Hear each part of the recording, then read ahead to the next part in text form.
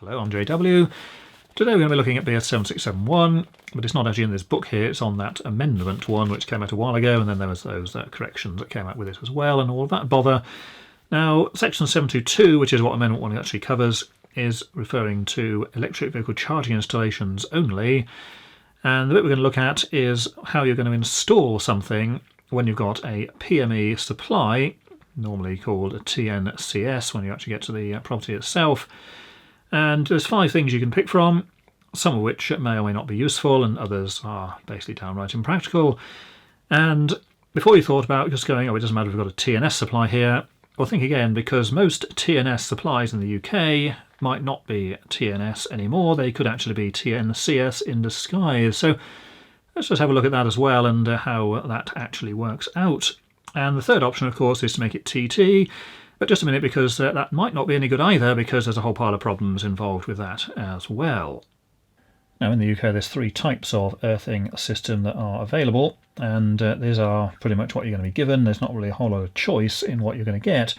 So the first one, and it's actually the easiest one, is a TT arrangement. This is where you don't have any kind of earth connection provided by the electricity company. It's just a question of a rod or other electrode in the ground, and that is it. All you get from the supplier are the 2 conductors, line and neutral. So if you get a property that's already got a TT installation, then that's basically what you're going to be using. There's no choice, and this is actually by far the easiest option. And so if you get one of those, then count yourself lucky, because that's your only option, and you don't necessarily need any special equipment or whatever. Certainly in the question of those 5 items, which only apply to PME supplies. Next type of supply, which is by far the most common, is a TNCS. And this is typically found on newer properties, and newer meaning anything in the last 25 or 30 years or so, and also any which have had new services and things put in since then. And with that one, you do get the 3 conductors, so you're getting a line, neutral, and the earth connection. But crucially on this one, at the actual cutout position where it comes into the property, the neutral and earth are linked together, and then outside of the property there's actually only 2 wires, which will be the L there, and then the combined neutral and earth conductor, also called a PEN conductor, protective earth and neutral. And the problems around this one, and why you can't just go shoving any old stuff on the thing, particularly outside, all arises where this conductor here is the one that gets broken due to some kind of fault. And then what you end up with is no neutral or earth connected at the installation, and all of this part becomes live, because then when you have your load connected, let's put a light or something in there,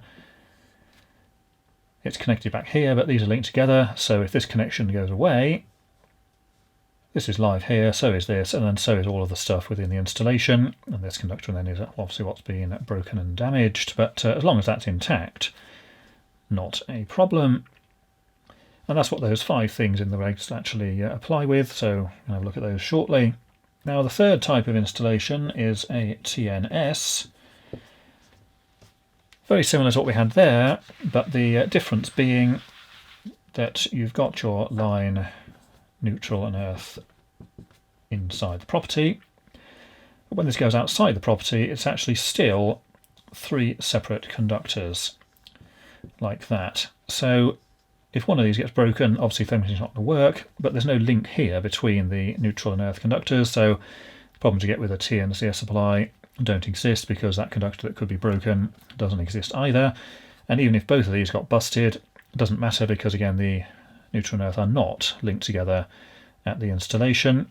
The only place these are linked is way back at the transformer, where the cable obviously comes from.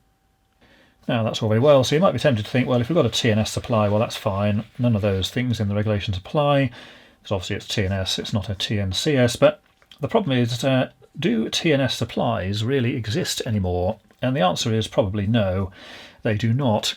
Because even if you've got something at your house which claims to be TNS, some older piece of stuff or whatever, there's a very good chance that elsewhere in the network outside your house where you can't see, bits of that network may have been upgraded or replaced or repaired with pieces of cable more usually used on the TNCS installation.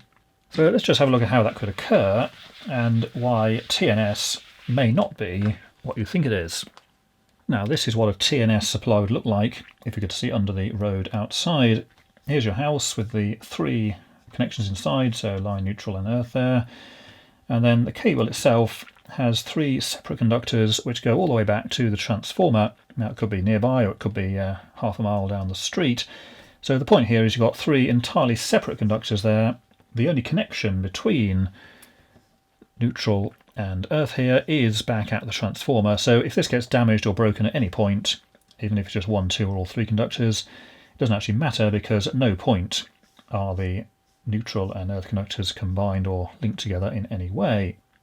And that's pretty much how it's been for a very long time. So that's absolutely fine there. But of course the problem occurs when something in the road is damaged. So someone comes and digs up the road to install something and they accidentally slice through a load of the cabling. Now you might expect that they're just going to come along and put another piece of this cable in, but unfortunately it doesn't happen most of the time because this old lead covered type cable pretty much isn't used anymore, and all of the sort of jointing equipment they have and things pretty much isn't up to the standard of doing it. So if this cable got damaged here, and this could be outside your house, or bearing in mind it could be a quarter mile down the road or in the next street where you wouldn't even notice, then they're going to have to put in some kind of splice here. And quite often what actually goes in is a piece of modern cable and some kind of joint box. So this gets linked through here, and then the other 2, rather than having a separate cable, you actually have a single conductor in here, and it joins onto both of these at both ends. If this is going to be a PME supply, which it now ends up going to be, there's going to be maybe a supplementary electrode installed, and that goes into the ground. Bear in mind this is all buried underground anyhow. And then these parts here are put in some sort of enclosure, resin filled most likely, and all is well. So at your house it still shows up as what's TNS, so the 3 separate conductors, and for a certain distance outside it still is. But then we've got this repaired section here with a new piece of 2-core cable in it, possibly got a supplementary electrode installed as well, or maybe not, or depends on who did it and what the individual area procedures are. So even though it's TNS here, it's not, because you've now got this joined piece here. So if something gets broken along this section, you've got exactly the same problem as you have on a TNCS supply, in that if this piece here is damaged, and bearing in mind this could be a few meters long or it could be hundreds of meters long depending on where it was, it's just the same as having the link there, it's just that the link is a bit further away, but they're still linked together. So line coming in, the only earth you've got is basically the neutral now, and all of this part here has a rather dangerous voltage on it, because of course there's no connection there anymore, just as you'd have if the PEN conductor or CNE conductor on a TNCS supply was damaged. And of course you wouldn't know that this had occurred unless you called up the network operator and asked them. So what might be in your house looks like TNS, quite probably isn't. Bearing in mind this diagram here only shows a single repaired piece, fairly short, but if this cable was say 300 meters long and a whole section has been replaced for some reason, then of course there could be multiple pieces like this, or in fact the bulk of it could have been replaced with that 2-core type cable, and you might end up with only a little tiny bit to your house having the 3 conductors. The other thing which tends to happen is that these old cables get rotten or damaged, or the connections where the joint boxes are rust away, and rather than dig up the whole street to repair those things, what you'll actually get happening is that a link will be put in here where it's in your house. This is then TNCS.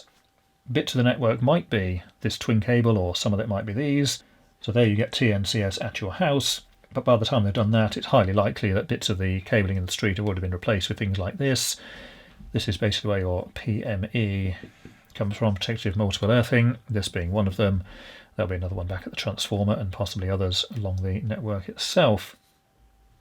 Now another thing to consider is that if you've already got a TNCS supply, which is by far the most common now, so just 2 conductors coming in, and the earth is just connected to the neutral at the point it comes into the property, nothing else obviously there for the earth conductor, you might be tempted to think, well, we could just, instead of using that, we'll just convert it to a TT system and not use that thing for the car charging equipment. But there's a whole pile of problems here as well. In the simplest form, all you would need to do for your charging equipment is simply not connect it to the earth terminal that we have here. You would just connect the line and neutral through, and then the earth terminal for the equipment would be an earth electrode poked into the ground. Now let's say that this house here wanted to do that, and we're going to put our charging piece over here on the outside. So here's our electric vehicle charger. Now of course the charger needs some connections to it, so you would have the wires coming out from the property. I'm not going to show the protective devices here, but of course there'll be a fuse box and all the other stuff in there. So your neutral will come out to that one. Crucially though, you wouldn't connect the earth terminal here to the earth terminal in the charging equipment. You would install your own earth electrode in the ground, and then you would connect the earth terminal of the charging equipment to that. And I think, well, that's fine, because now, even if this conductor here gets damaged, this and the car plugged into it is not connected to this shared conductor, or at least not on the actual metalwork, so not going to be a problem. However, the problem is this electrode here. Where are you actually going to put this into the ground? Now, a lot of places have nice driveways which are made of concrete or paving or something else, so in many cases just putting an electrode in could be a major problem because there might not be anywhere obvious to put it. And whilst you can dig holes in people's driveways and then dig out stuff underneath and drive electrodes down underneath and attempt to make some kind of repair, not really the best choice there. But rather more importantly, where you're going to put your electrode, it has to be a decent distance away from anything else that's buried underground. And things that are buried underground is a whole pile of stuff such as cables, most importantly the cables that come into the house and supply it with electricity, and everything else such as gas pipes, water pipes, and in fact anything else that's underground. Now, apart from the risk of just driving a stake right through these and causing them to be damaged, and then you've got gas leaks and fires and who knows what, you can't put an electrode near to any of these items. Now, how far away it can be from underground cables, those supplying the electricity to your house, does vary, but in many cases you're looking at the distances of around 5 metres, and in many cases considerably more than that. Now, if you think about the width of an average house, that could easily be the width of your typical, certainly a terraced house or a semi-detached. So getting the electrode 5 metres away from the incoming supply cable may be entirely impossible. The other thing you have to consider is that you can't put it near any metallic pipes underground, because if you had some gas pipes underground, let's draw those in here, they would go into the property, and they're going to go into the next property, and of course they're going to go all the way along the street to the next property and so on. Within the properties here, all these gas pipes are going to have a bond that goes over to the earthing terminal, and it's going to be the same in this house over here, and obviously all the ones down the street.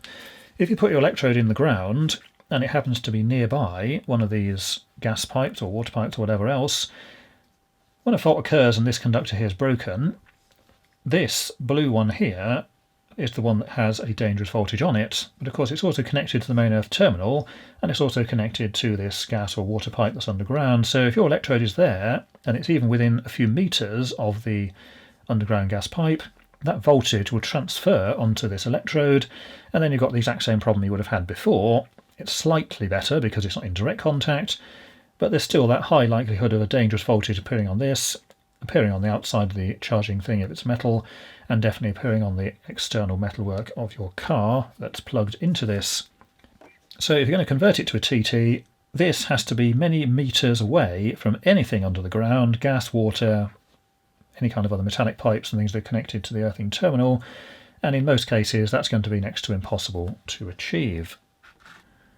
Now here's another scenario. 2 houses, each have an electric car charging point, and it's a shared space in the middle, so it's divided up into the 2 halves, but it's pretty much the same open area, just happens to be the width of a couple of vehicles plus a bit of space, and there might be sort of a thin line of cement or something down the middle. So charging box and electric vehicle, charging box and another electric vehicle. Now if one of these houses had converted itself to be a TT installation, I'd say it was the end one because it had a big field over to the side there, so it could actually put the electrode in out of sight way over here, so it was a considerable distance away from anything else.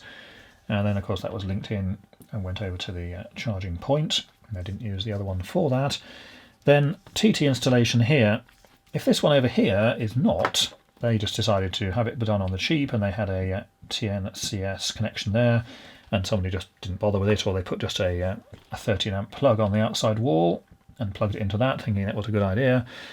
When a fault occurs and this conductor here gets busted, all of the blue here becomes at a dangerous voltage. That means that this particular vehicle here will have a dangerous voltage on it relative to the earth itself. And even worse than this, the voltage between these two parked cars will now be considerable, because this one is connected to the earth from the TNCS service, and this one is connected directly into the earth itself with an electrode far away from these, so guaranteed to be a much lower voltage than this one. And of course these cars are close together, they can be touched at the same time. You've got, say, a couple of 100 volts between them. People are going to get shocked and injured.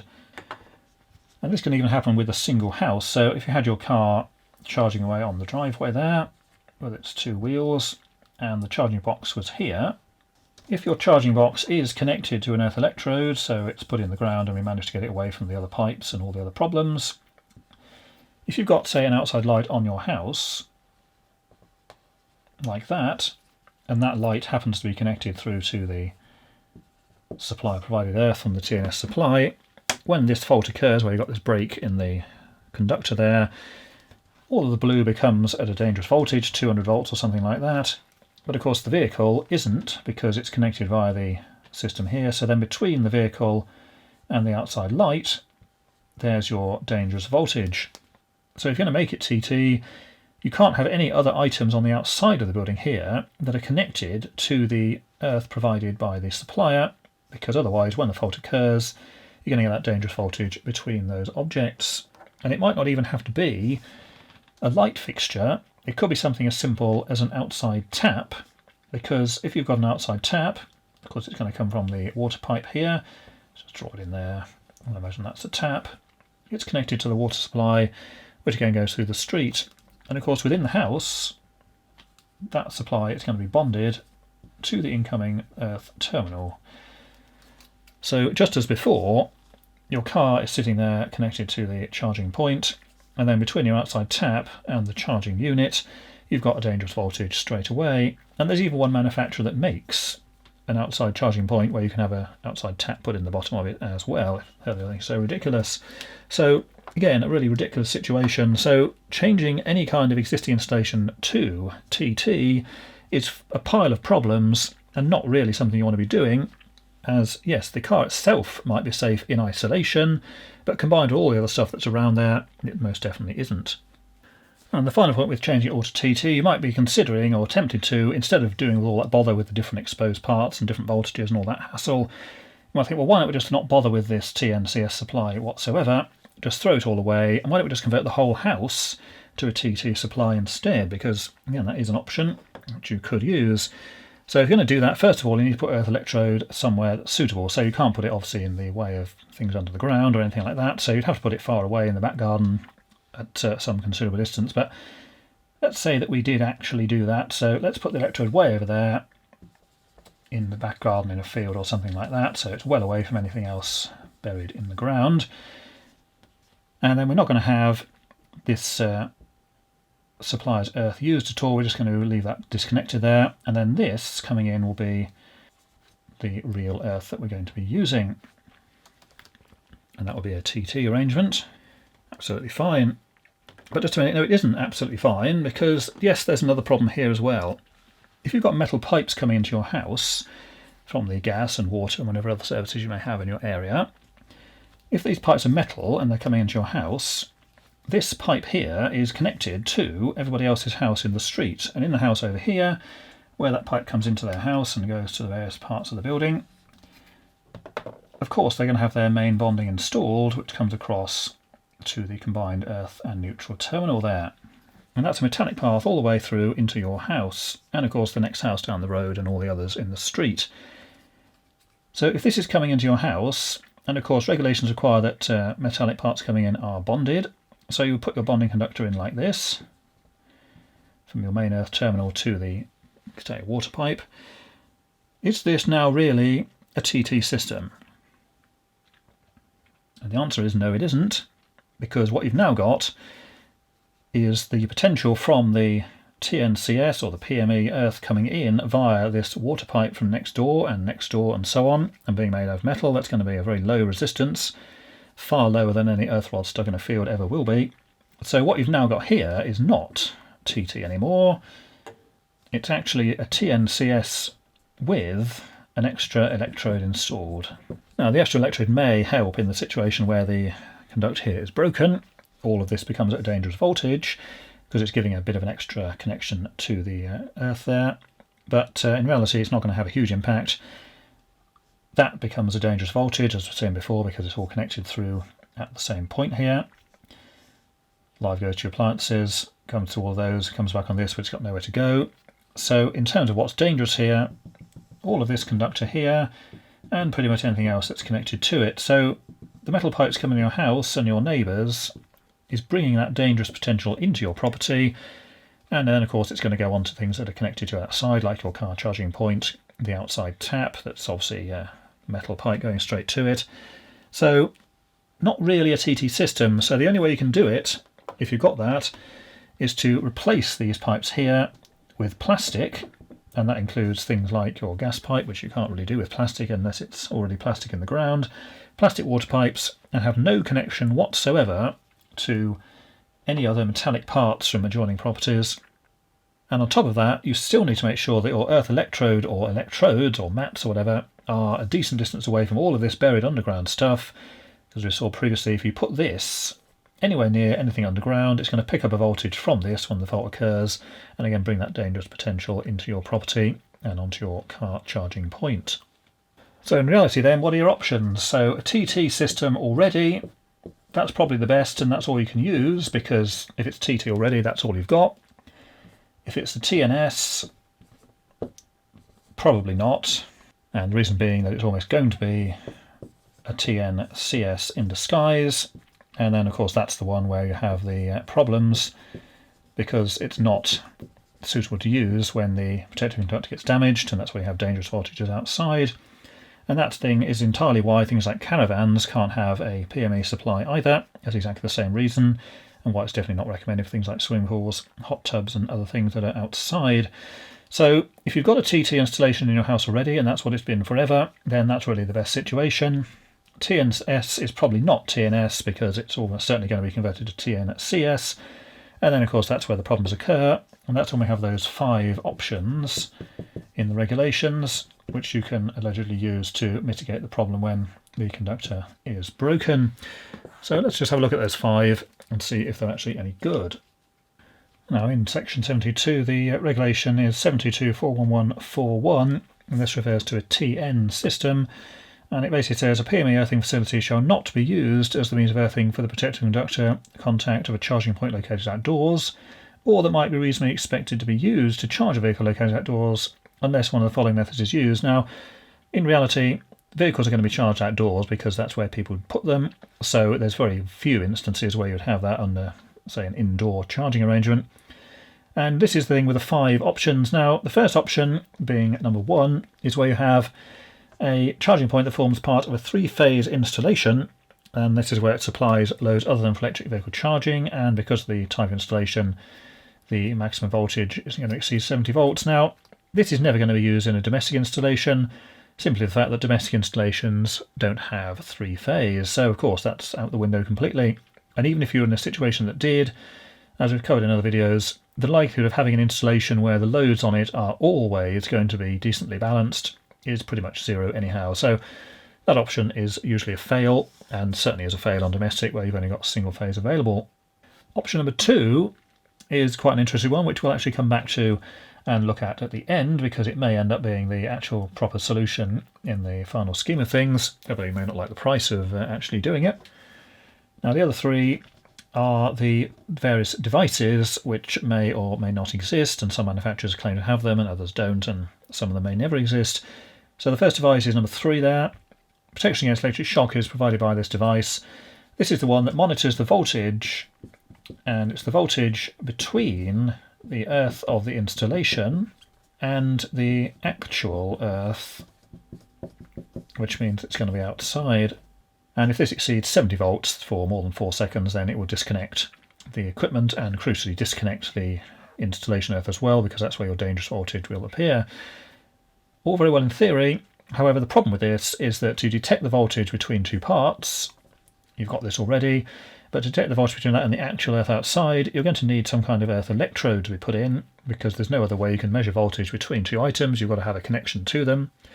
And whether this is going to be an actual electrode or some kind of thin probe, as some manufacturer may have suggested, the reality is you're going to have to shove something in the ground, and then straight away back to all those problems we had before, where electrode or probe or sensor, whatever else it is going in the ground, has got to be many, many meters away from anything else in the ground, like pipes, cables, and whatever else. You've got to make sure that it's obviously not going to be poking through anything else in there. It's all the same problems as a TT installation, so of course, why would you actually bother?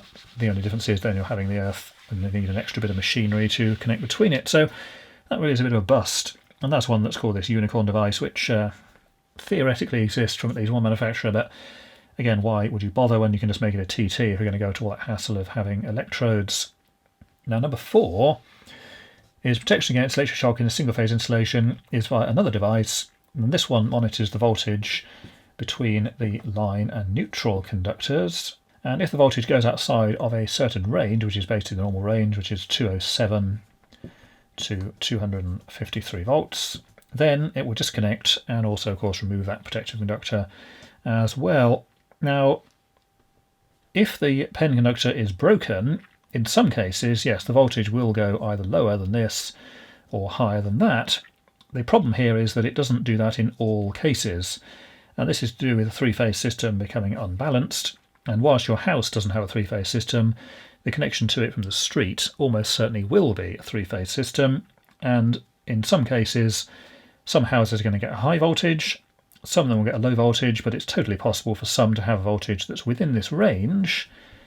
That's between your line and neutral, but crucially between what you might think is the neutral and then the earth outside, that can still be more than 70 volts, because what's then happened is that both of these have gone up relative to the earth here, so the difference between them is still within this boundary, but because they've both lifted, they're now both considerably above the actual earth outside, and if that's more than 70 volts, then again, there's your problem.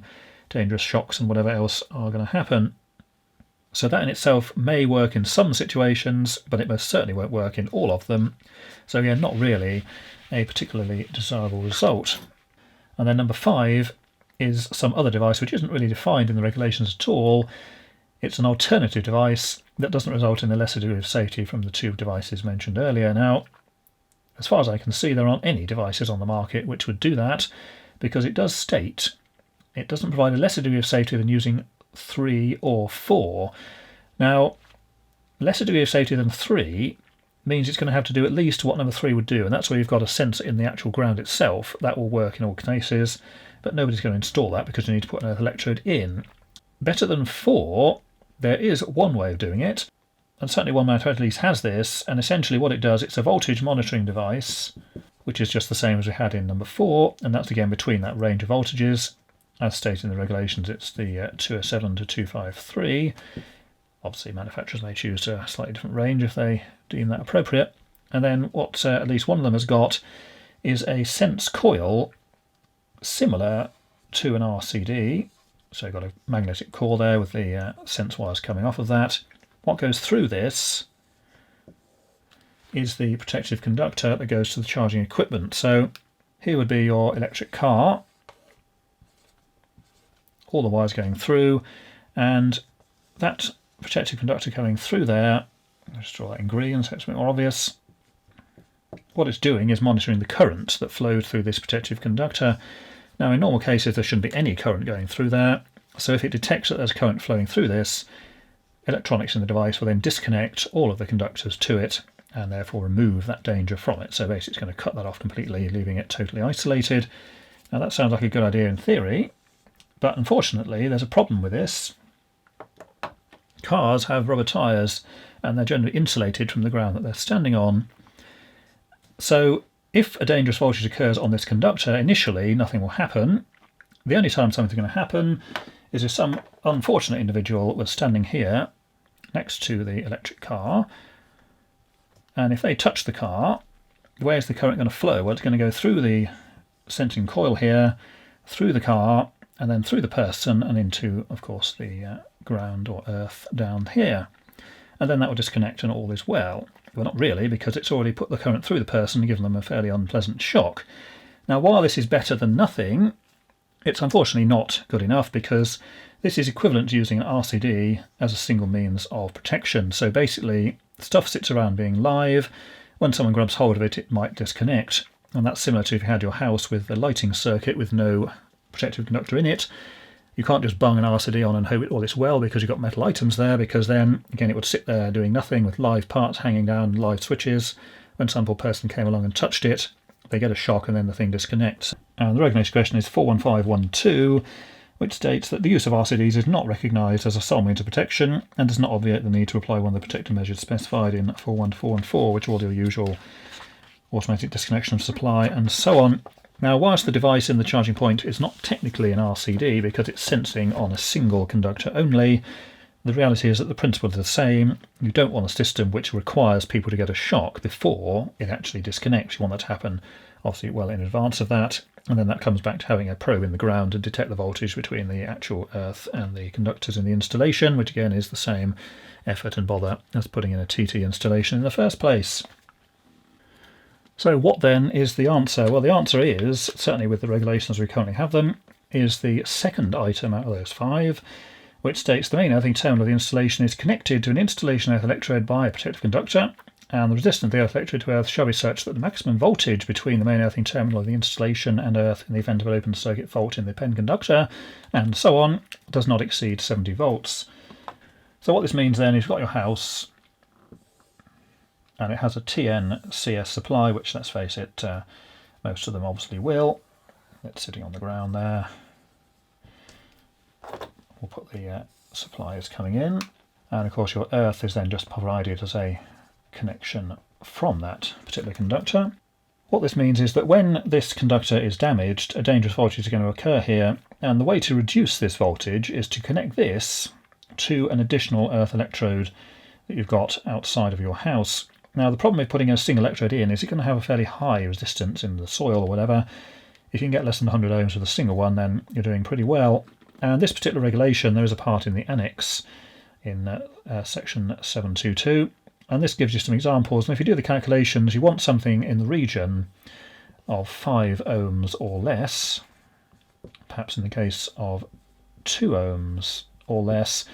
Now, if you put a single electrode in, you're not going to be getting anywhere near that. So how can it be done? Well, the answer is you don't put it in a single stick in the ground.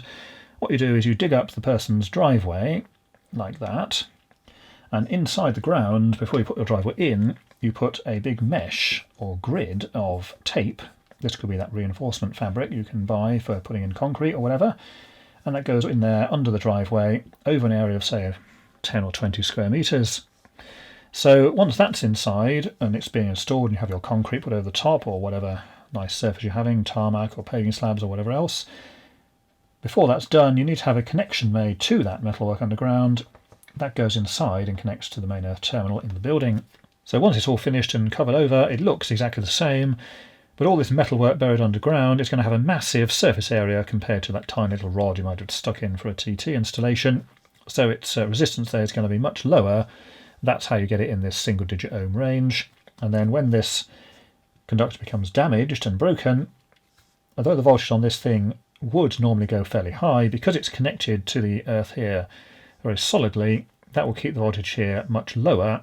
What will actually happen is that the current in the installation, which will be from your live conductors to your appliances in the house and then coming back, if that was totally open, you get 230 volts here.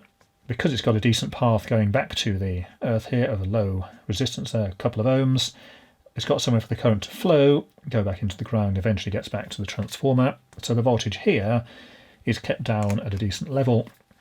And in this case, your vehicle sitting on the driveway there, connected to this, the voltage difference between the vehicle itself and the exposed metal parts and the ground itself with this massive metal grid in is going to be fairly small and certainly well under the 70 volts there that's required in the regulations. Now this is totally permitted and it's actually suggested in that section 2. Connecting your own electrode to a TNCS provided earth is also permitted and has been pretty much forever. Most people generally not do it because in most cases a single rod is useless. But if you've got a big section like this, then it's absolutely ideal. And the other way it could be done, if you're going to be building a new house, for example, is when you're building a house and putting in the concrete foundations, which might be, say, a strip foundation, for example, if when the house was built, they put in a load of reinforcement fabric in here, and also in here, and had the good sense to make it exposed here so it could connect to the main earthing terminal, then you've got, again, this massive section all around the house there, huge surface area connecting into the actual earth itself. And again, you could use that. And if it was, say, a raft type foundation, which is just basically a big slab of concrete in the ground, that whole thing could be filled with the metal reinforcement, and you can have this gigantic earth mat under the entire property connected through, problem solved. Now, of course, it's all very well if you've got a new house or you're building a new driveway. Obviously, if you've got an existing installation, you can't use this because it's unlikely the customer's wanting to pay thousands for a new driveway just to have their electric car plugged in. But certainly at the moment, and unless some magical solution occurs in the future, which it won't do, this is realistically the only proper and safe way to ensure that this dangerous situation doesn't occur. The other things in the regulations may work in some of the situations, such as the voltage monitoring or that current going to the through the protective conductor to the device and then disconnecting it. And of course there's various combinations of monitoring current on various conductors and whatever. But in the end, this is really the only proper and fully foolproof way of doing it, provided that the electrode resistance here is in the single-digit ohms that's required. And the final thing we'll just cover quickly here is that if you have a three-phase supply into your property, so that would be the three phases or three line conductors coming in, and you've also got the neutral coming in as well, and of course you would also have the protective conductor, which in most cases is going to be part of that anyway. If you've got that as an installation, then there is another possible choice, and this is where this O-Pen device comes from, which is made by a company called MAT-E. Because it's got all three phases and the neutral, this and any other devices that might be made along those similar lines can determine when this conductor has been broken, because what will happen is at the voltage point, if you imagine that was sort of the middle point and they were connected to it, normally that would be at 0 relative to all three. If that's then broken, if you had your phase diagram like that, normally this is at 0 in the middle. When that's broken, the neutral point goes away. Because loads on this are going to be unbalanced, that point may shift in one of the three directions there. So if you said it's shifted over here, that's where your dangerous voltage to ground occurs. But by monitoring the current and the voltage across all of the conductors, that can be reliably detected, and then it can disconnect the whole lot. So that particular thing is totally valid, and that is an ideal solution. But of course, it only works where you have all three phases available. In, say, most domestic properties, that's not going to be an option, because simply they don't have a three-phase supply installed. So that can be useful, let's say only of any value with three-phase supply. If you don't have access to all three phases, that technology is of no value whatsoever. And bearing in mind that that company that makes that device, MAT-E, also makes other devices, but those are again just the voltage monitoring types of things which we saw earlier, which again will work in some cases, unfortunately not all of them. So that's it for this video. And unfortunately, that's just a big can of worms opening up there in terms of what you can do with electric vehicle charging connections. But until next time, thanks for watching.